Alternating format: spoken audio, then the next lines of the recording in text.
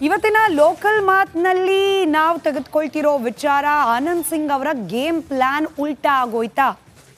ಹೊಸಪೇಟೆ ನಗರಸಭೆ ಇಲೆಕ್ಷನ್ ವಿಚಾರ local politics ನಲ್ಲಿ ಕೈಪಾಳೆಯ ಮುಗ್ಗರಿಸಿದಂತೆ ಕಾಣ್ತಾ ಇದೆ.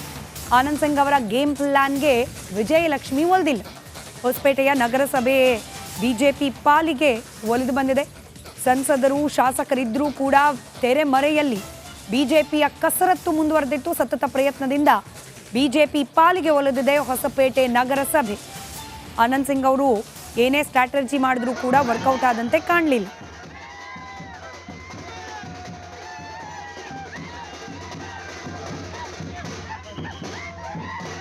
ಅವರ ಈ ಸ್ಟ್ರಾಟಜಿ ಸಕ್ಸಸ್ ಆಗಿದೆ. ಬಿಜೆಪಿ ಪಾಲಿಗೆ ಒಲಿದಿದೆ ಹೊಸಪೇಟೆಯ ನಗರಸಭೆ. ಕೈಪಾಳೆಯ ಲೋಕಲ್ ಪಾಲಿಟಿಕ್ಸ್ ನಲ್ಲಿ ಹಿಡಿತವನ್ನ ಕಳ್ಕೊಳ್ತಾ ಅನ್ನೋ ಅನುಮಾನಕ್ಕೆ ಕಾರಣವಾಗಿದೆ ಹೊಸಪೇಟೆಯ ನಗರಸಭೆಯ ಎಲೆಕ್ಷನ್ನ ರಿಸಲ್ಟ್. ಕಾಂಗ್ರೆಸ್ನ ಶಾಸಕರು ಸಂಸದರಿದ್ರೂ ಕೂಡ ನಗರಸಭೆಯನ್ನ ಉಳಿಸ್ಕೊಳ್ಳಿಕ್ಕೆ ಸಾಧ್ಯವಾಗಿಲ್ಲ. ಆನಂದ್ ಸಿಂಗ್ ಅವರ ಈ ಸ್ಟ್ರಾಟಜಿ ಭರ್ಜರಿಯಾಗಿ ವರ್ಕೌಟ್ ಆಗಿದೆ. ಹೊಸಪೇಟೆಯ ನಗರಸಭೆ ಸದಸ್ಯರಾಗಿ ಕಾರತ್ಪುಡಿ ಮಹೇಶ್ ಇನ್ನು ಭಾರಿ ಮುಖಭಂಗದಿಂದ ಇರುಸು ಮುರುಸನ್ನ ಅನುಭವಿಸಿದ್ದಾರೆ. ಆ ಭಾಗದ ಕಾಂಗ್ರೆಸ್ನ ಶಾಸಕರು ಸಂಸದರು. ತುಕಾರಾಮ್ ಅವರಂತೂ ಮೀಡಿಯಾಗಳಿಗೆ ರಿಯಾಕ್ಟ್ ಕೂಡ ಮಾಡದೆ ಹಂಗೆ ಹೊರಟು ಹೋಗ್ಬಿಟ್ಟಿದ್ದಾರಂತೆ. ಇವತ್ತಿನ ಲೋಕಲ್ ಮಾತ್ನಲ್ಲಿ ನಾವು ತೆಗೆದುಕೊಳ್ತಿರೋ ವಿಚಾರ ಆನಂದ್ ಸಿಂಗ್ ಅವರ ಗೇಮ್ ಪ್ಲಾನ್ ಉಲ್ಟಾ ಆಗೋಯ್ತಾ? ಹೊಸಪೇಟೆ ನಗರಸಭೆ ಇಲೆಕ್ಷನ್ ವಿಚಾರ ಲೋಕಲ್ ಪಾಲಿಟಿಕ್ಸ್ ನಲ್ಲಿ ಕೈಪಾಳೆಯ ಮುಗ್ಗರಿಸಿದಂತೆ ಕಾಣ್ತಾ ಇದೆ. ಆನಂದ್ ಸಿಂಗ್ ಅವರ ಗೇಮ್ ಪ್ಲಾನ್ಗೆ ವಿಜಯಲಕ್ಷ್ಮಿ ಒಲಿದಿಲ್ಲ. ಹೊಸಪೇಟೆಯ ನಗರಸಭೆ ಬಿಜೆಪಿ ಪಾಲಿಗೆ ಒಲಿದು ಬಂದಿದೆ.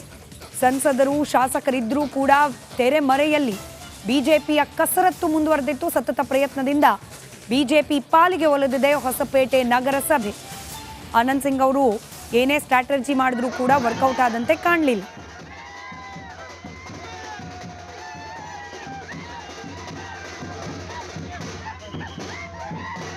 ಅವರ ಈ ಸ್ಟ್ರಾಟಜಿ ಸಕ್ಸಸ್ ಆಗಿದೆ. ಬಿಜೆಪಿ ಪಾಲಿಗೆ ಒಲಿದಿದೆ ಹೊಸಪೇಟೆಯ ನಗರಸಭೆ.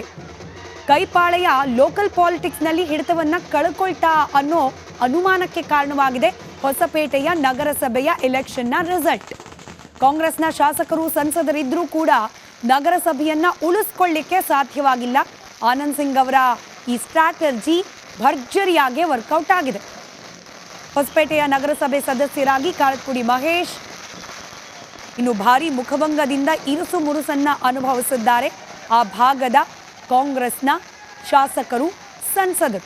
ತುಕಾರಾಮ್ ಅವರಂತೂ ಮೀಡಿಯಾಗಳಿಗೆ ರಿಯಾಕ್ಟ್ ಕೂಡ ಮಾಡದೆ ಹಂಗೆ ಹೊರಟು ಹೋಗ್ಬಿಟ್ಟಿದ್ದಾರಂತೆ. ಇವತ್ತಿನ ಲೋಕಲ್ ಮಾತ್ನಲ್ಲಿ ನಾವು ತೆಗೆದುಕೊಳ್ತಿರೋ ವಿಚಾರ ಆನಂದ್ ಸಿಂಗ್ ಅವರ ಗೇಮ್ ಪ್ಲಾನ್ ಉಲ್ಟಾ ಆಗೋಯ್ತಾ? ಹೊಸಪೇಟೆ ನಗರಸಭೆ ಇಲೆಕ್ಷನ್ ವಿಚಾರ ಲೋಕಲ್ ಪಾಲಿಟಿಕ್ಸ್ ನಲ್ಲಿ ಕೈಪಾಳೆಯ ಮುಗ್ಗರಿಸಿದಂತೆ ಕಾಣ್ತಾ ಇದೆ. ಆನಂದ್ ಸಿಂಗ್ ಅವರ ಗೇಮ್ ಪ್ಲಾನ್ಗೆ ವಿಜಯಲಕ್ಷ್ಮಿ ಒಲಿದಿಲ್ಲ. ಹೊಸಪೇಟೆಯ ನಗರಸಭೆ ಬಿಜೆಪಿ ಪಾಲಿಗೆ ಒಲಿದು ಬಂದಿದೆ. ಸಂಸದರು ಶಾಸಕರಿದ್ರೂ ಕೂಡ ತೆರೆಮರೆಯಲ್ಲಿ ಬಿಜೆಪಿಯ ಕಸರತ್ತು ಮುಂದುವರೆದಿತ್ತು. ಸತತ ಪ್ರಯತ್ನದಿಂದ ಬಿಜೆಪಿ ಪಾಲಿಗೆ ಒಲಿದಿದೆ ಹೊಸಪೇಟೆ ನಗರಸಭೆ. ಆನಂದ್ ಸಿಂಗ್ ಅವರು ಏನೇ ಸ್ಟ್ರಾಟಜಿ ಮಾಡಿದ್ರೂ ಕೂಡ ವರ್ಕೌಟ್ ಆದಂತೆ ಕಾಣಲಿಲ್ಲ.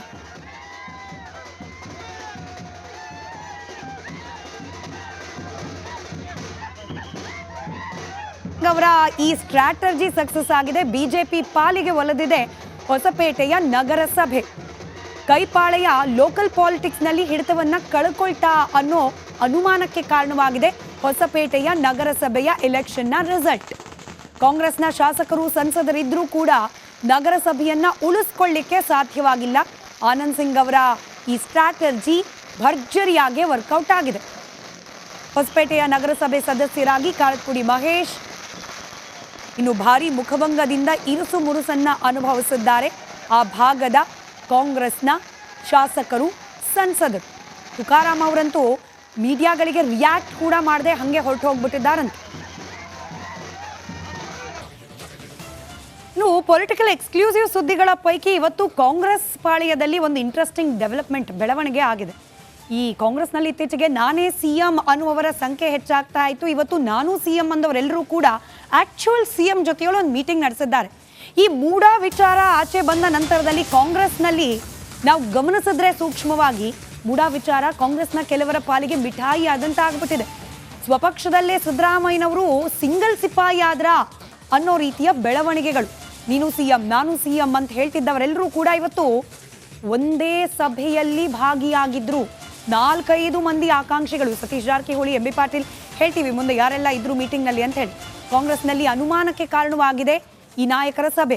ಮೇಲ್ನೋಟಕ್ಕೆ ಹೇಳಿದ್ದು ನಿಗಮ ಮಂಡಳಿ ಅಧ್ಯಕ್ಷರ ಆಯ್ಕೆ, ಅದರ ನೇಮಕ, ಆ ವಿಚಾರಕ್ಕೆ ನಡೀತಾ ಇರುವ ಸಭೆ ಅಂತೇಳಿ. ಆದರೆ ಕೇವಲ ಇದಿಷ್ಟು ಮಾತ್ರಕ್ಕೇನೆ ಈಗೆಲ್ಲರೂ ಒಟ್ಟಿಗೆ ಸೇರಿದ್ರ ಅನ್ನೋ ಅನುಮಾನ ಕೂಡ ಇದ್ದೇ ಇದೆ. ಕಾಂಗ್ರೆಸ್ ಪಾಳ್ಯದಲ್ಲಿ ಇವತ್ತಾದ ಈ ಬಿರುಸಿನ ಚಟುವಟಿಕೆಗಳು, ಹಾಗೆ ಯಾವ್ಯಾವ ಲೀಡರ್ಸ್ ಅದರೊಳಗೆ ಈ ಸಿಎಂ ರೇಸ್ನಲ್ಲಿ ಕಾಣಿಸ್ಕೊಂಡವರು, ಅವ್ರ ಪರವಾಗಿ ಮಾತನಾಡ್ತಿದ್ದವರು, ಅವರ ಸುತ್ತ ನಡೆದ ಬೆಳವಣಿಗೆಗಳು ಇವತ್ತು ಯಾವ ರೀತಿ ಇತ್ತು, ಕ್ವಿಕ್ ಆಗಿ ಅದನ್ನು ಗಮನಿಸ್ತಾ ಹೋಗೋಣ. ಮೊದಲ ಬಾರಿಗೆ ಸಿಎಂ ಆಕಾಂಕ್ಷಿಗಳ ಸಮಾಗಮ ಆಗಿದೆ. ಮುಖ್ಯಮಂತ್ರಿ ಕುರ್ಚಿ ಮೇಲೆ ಯಾರೆಲ್ಲ ಕಣ್ಣಿಟ್ಟಿದ್ರು ಆ ಎಲ್ಲ ನಾಯಕರು ಕೂಡ ಸಭೆಯಲ್ಲಿ ಭಾಗಿಯಾಗಿದ್ದಾರೆ. ನೇತೃತ್ವ ವಹಿಸಿದವರು ಯಾರು? ಆಕ್ಚುಯಲ್ ಸಿಎಂ ಅಂದರೆ ಈಗಿರೋ ಮುಖ್ಯಮಂತ್ರಿಗಳು ಸಿದ್ದರಾಮಯ್ಯನವರು. ಅವರನ್ನ ಕೆಲ ಶಾಸಕರು, ಸಚಿವರು ಭೇಟಿಯಾಗಿದ್ರು. ಆ ಪೈಕಿ ಆರ್ ವಿ ದೇಶಪಾಂಡೆ ನಾನು ಸಿಎಂ ಅಂದಿದ್ರು. ಅವಕಾಶ ಕೊಟ್ಟರೆ ಈ ಸೀನಿಯಾರಿಟಿ ಗಿರಿಯಾರಿಟಿ ಎಲ್ಲ ಪ್ರಶ್ನೆ ಬರೋದಿಲ್ಲ, ನಮಗೂ ಕೂಡ ಒಂದು ಅವಕಾಶ ಸಿಕ್ಕಿದ್ರೆ ನಾನು ರೆಡಿ ಅಂತ ಹೇಳಿದರು. ಅವರು ಕೂಡ ಇದ್ರು ಇವತ್ತಿನ ಮೀಟಿಂಗ್ನಲ್ಲಿ.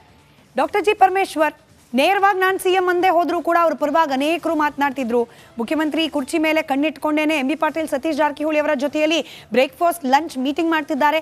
ಇದೇ ಕಾರಣಕ್ಕೆ ದೆಹಲಿಗೆ ಹೋಗಿ ಬಂದರು ಅನ್ನೋ ಚರ್ಚೆ ಕೂಡ ನಡೀತಾ ಇತ್ತು. ಪರಮೇಶ್ವರ್ ಅವರು ಕೂಡ ಇವತ್ತಿನ ಮೀಟಿಂಗ್ನಲ್ಲಿದ್ದರು. ಸತೀಶ್ ಜಾರಕಿಹೊಳಿ ಅಭಿಯಾನನೇ ನಡೆದೋಯ್ತು ಬೆಳಗಾವಿ ಭಾಗದಲ್ಲಿ, ಮುಂದಿನ ಮುಖ್ಯಮಂತ್ರಿ ಸತೀಶ್ ಜಾರಕಿಹೊಳಿ ಅಂತ ಹೇಳಿ. ಅವರು ಕೂಡ ಇದ್ರು ಮೀಟಿಂಗ್ನಲ್ಲಿ. ಮತ್ತೊಂದು ಕಡೆ ಎಂ ಬಿ ಪಾಟೀಲ್ರು ಕೂಡ ಇವತ್ತಿನ ಸಿದ್ದರಾಮಯ್ಯ ನೇತೃತ್ವದ ಸಭೆಯಲ್ಲಿ ಇದ್ರು. ಸದ್ಯಕ್ಕೆ ಸಿದ್ದರಾಮಯ್ಯನವರೇ ನಮ್ಮ ನಾಯಕ ಅಂತ ಹೇಳಿ ಇವತ್ತು ಕೂಡ ಎಲ್ಲರೂ ಮಾತನಾಡಿದ್ದಾರೆ. ಇನ್ಫ್ಯಾಕ್ಟ್ ಮಾಧ್ಯಮಗಳು ಪ್ರಶ್ನೆ ಕೇಳಿದ ಸಂದರ್ಭದಲ್ಲಿ ನಾನು ಸಿಎಂ ಅಂತ ಹೇಳೋಕೆ ಮುಂಚೆ ಸದ್ಯಕ್ಕೆ ಸಿದ್ದರಾಮಯ್ಯನವರೇ ಸಿಎಂ ಅಂತ ಹೇಳೇನೆ ಮಾತು ಪ್ರಾರಂಭ ಮಾಡಿದವರು ಇವರೆಲ್ಲರೂ ಕೂಡ. ಇವತ್ತು ಈ ಸಭೆ ಆದ ಬಳಿಕವೂ ಕೂಡ, ಸಭೆಗೆ ಹೋಗೋ ಸಂದರ್ಭದಲ್ಲೂ ಕೂಡ ಎಲ್ಲರೂ ಹೇಳಿದ ಒಂದೇ ಮಾತು, ಸಿದ್ದರಾಮಯ್ಯ ನಮ್ಮ ಲೀಡರ್ ಅನ್ನೋದು. ಈ ಬೆಳವಣಿಗೆ ಒಂದ್ ಕಡೆ ನಡೀತಾ ಇದ್ರೆ, ಮತ್ತೊಂದು ಕಡೆ ವಿದೇಶದ ನೆಲದಲ್ಲಿ ಡಿ ಕೆ ಶಿವಕುಮಾರ್ ಹಾಗೆ ರಾಹುಲ್ ಗಾಂಧಿ ಅವರು ಭೇಟಿಯಾಗಿದ್ದಾರೆ. ಇದು ಕೇವಲ ಅಚಾನಕ್ಕಾಗಿ ರಾಹುಲ್ ಗಾಂಧಿ ಅವರು ಅಮೆರಿಕದಲ್ಲಿದ್ದರು, ಡಿ ಕೆ ಶಿವಕುಮಾರ್ ಅವರು ಫ್ಯಾಮಿಲಿ ಟ್ರಿಪ್ ಭಾಗವಾಗಿ ಅಮೆರಿಕಕ್ಕೆ ಹೋಗಿದ್ರು, ಅಲ್ಲಿ ಭೇಟಿಯಾದ್ರು. ಅಲ್ಲಿ ಕೇವಲ ಅಮೆರಿಕ ಕುರಿತಾದ ಈ ವಿಸಿಟ್ ಕುರಿತಾದ ಮಾತುಕತೆ ಮಾತ್ರ ಮಾಡಿದ್ರು ಅಂತ ಕಾಂಗ್ರೆಸ್ನವರು ಹೇಳಿದ್ರೆ ಅದನ್ನು ನಂಬಬಹುದಾ? ಜಸ್ಟ್ ಅ ಕೋಇನ್ಸಿಡೆನ್ಸ್ ಈ ಭೇಟಿ? ಹೀಗೆ ಕಾಕತಾಳೀಯವಾಗಿ ಆದ ಭೇಟಿಯಲ್ಲಿ ರಾಜ್ಯ ರಾಜಕೀಯದ ಬಗ್ಗೆ ಏನು ಮಾತುಕತೆ ಆಗಲೇ ಇಲ್ವಾ? ಅನುಮಾನಗಳಿದೆ. ಮತ್ತೊಂದು ಕಡೆಯಲ್ಲಿ ಸಿದ್ದರಾಮಯ್ಯ ಅನಭಿಷಿಕ್ತ ದೊರೆ, ಅವ್ರ ನಂತರ ನಮ್ಮ ಜಿಲ್ಲೆಯ ಸರ್ದಿ ಹೇಳಿದ್ಯಾರು? ಡಿ ಕೆ ಶಿವಕುಮಾರ್ ಅವರ ಪರವಾಗಿ ಮಾತನಾಡ್ತಾ ಇದ್ದ ಕೆಲವರು. ಅದಾದ ನಂತರದಲ್ಲಿ ಬಾಲಕೃಷ್ಣ ಅವರ ಹೇಳಿಕೆ, ಈ ಮುಖ್ಯಮಂತ್ರಿ ರೇಸ್ ಬಗ್ಗೆ ಮಾತನಾಡ್ತಿರೋ ಸಂದರ್ಭದಲ್ಲಿ ಬಾಲಕೃಷ್ಣ ಅವರು ಸ್ವಲ್ಪ ಗರಂ ಆಗಿ, ಸ್ಟ್ರಾಂಗ್ ಆಗಿ ರಿಯಾಕ್ಟ್ ಮಾಡ್ತಿದ್ದಾರೆ. ಇವತ್ತು ಕೂಡ ರಿಯಾಕ್ಟ್ ಮಾಡಿದ್ದಾರೆ. ಮುಖ್ಯಮಂತ್ರಿ ಕುರ್ಚಿಯಲ್ಲಿ ಕೂತಿರುವ ಸಿದ್ದರಾಮಯ್ಯನವರೇ ನಮಗೆ ಲೀಡರ್, ಅವರಾದ್ಮೇಲೆ ಏನಾದರೂ ಅವಕಾಶ ಬರುತ್ತೆ ಅಂತಂದರೆ ನಮ್ಮ ಜಿಲ್ಲೆಯವರನ್ನ, ಅವ್ರ ಜಿಲ್ಲೆಯವರು ಅಂದರೆ ಡಿ ಕೆ ಶಿವಕುಮಾರ್, ಸಿದ್ದರಾಮಯ್ಯನವರು ಇದ್ದಾರೆ, ಅವ್ರು ಕೆಳಗೆ ಹಿಡಿದ್ರೆ ಡಿ ಕೆ ಶಿವಕುಮಾರ್ ಅವ್ರು ಬರ್ತಾರೆ ಅನ್ನೋದು ಮಾಗಡಿ ಶಾಸಕ ಬಾಲಕೃಷ್ಣ ಅವರ ಮಾತಾಗಿತ್ತು. ನಮ್ಮ ಜಿಲ್ಲೆಯವರ ಸರ್ದಿ ಅಂದರೆ ಡಿ ಕೆ ಶಿವಕುಮಾರ್ ಬಿಟ್ಟು ಇನ್ಯಾರು ಬರ್ತಾರೆ ಅನ್ನೋ ಅನುಮಾನ. ಕೇಳಿಸ್ಕೊಳ್ಳಿ ಬಾಲಕೃಷ್ಣ ಅವರ ಮಾತು. ನಾವು ನಮ್ಮ ನಾಯಕರಾದ ಸಿದ್ದರಾಮಯ್ಯನವ್ರ ಮೇಲೆ ಅತೀವವಾದಂಥ ವಿಶ್ವಾಸ ಇದೆ. ಅವ್ರು ಇರೋವರೆಗೂ ಕೂಡ ಅವರೇ ಅನಭಿಷಿಕ್ತ ದೊರೆ, ಯಾರು ಕೂಡ ಮಾಡ್ಲಿಕ್ಕೆ ಸಾಧ್ಯ ಇಲ್ಲ. ಅವ್ರ ನಂತರ ನಮ್ಗಳ ಕ್ಲೈಮ್, ನಮ್ಮ ಜಿಲ್ಲೆಯವ್ರ ಕ್ಲೈಮ್. ನಾವು ನಮ್ಮ ನಾಯಕರಾದ ಸಿದ್ದರಾಮಯ್ಯನವ್ರ ಮೇಲೆ ಅತೀವವಾದಂಥ ವಿಶ್ವಾಸ ಇದೆ. ಅವ್ರು ಇರೋವರೆಗೂ ಕೂಡ ಅವರೇ ಅನಭಿಷಿಕ್ತ ದೊರೆ, ಯಾರು ಕೂಡ ಮಾಡ್ಲಿಕ್ಕೆ ಸಾಧ್ಯ ಇಲ್ಲ. ಅವ್ರ ನಂತರ ನಮ್ಗಳ ಕ್ಲೈಮ್, ನಮ್ಮ ಜಿಲ್ಲೆಯವ್ರ ಕ್ಲೈಮ್. ನಾವು ನಮ್ಮ ನಾಯಕರಾದ